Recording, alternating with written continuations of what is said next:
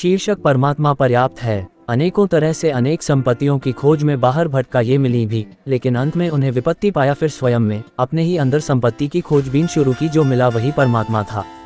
तब अनुभव हुआ कि परमेश्वर को खो देना ही विपत्ति है और उसे पा लेना ही संपत्ति है। पुरानी कथा है, किसी चारण ने एक सम्राट की बहुत तारीफ की। उसकी स्तुति में अनेक सुंदर गीत गाए। ये सब उसने कुछ पाने की लालसा से किया।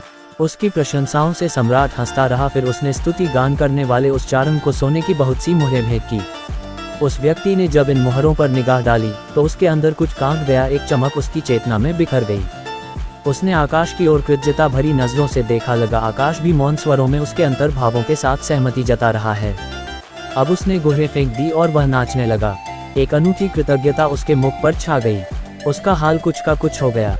उन मोहरों को देखकर उसमें न मालूम कैसी क्रांति हो गई थी। अब वह चारण न रहा, संत हो गया। उसकी अंतर्चेतना में कामना की बजाय प्रार्थना के स्वर गूंजने लगे। बहुत वर्षों बाद किसी ने उससे पूछा, ऐसा क्या था उन मोहरों में? क्या वे जादुई थीं? वह हंसा और बोला, मोहरें नहीं, वह वाक्य जादुई था जो उसमें लिखा था।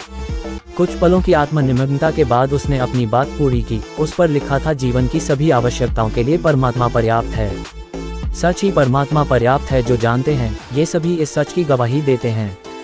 ये जीवन की गहरी अनुभूति है। जिनके पास सब कुछ है, सारा ऐश्वर्य है, ईश्वर के बिना वे दरिद्र दिखाई देते हैं। और ऐसे संपत्तिशाली भी मिले जिनके पास कुछ भी नहीं, केवल परमात्मा है।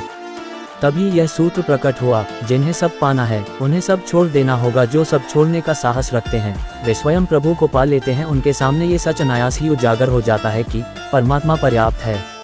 अतः इस शीर्षक से हमें यही सीख मिली कि यदि हम परमात्मा को पालें तो कुछ और पाना शेष नहीं रह जाता। जय गुरुदेव।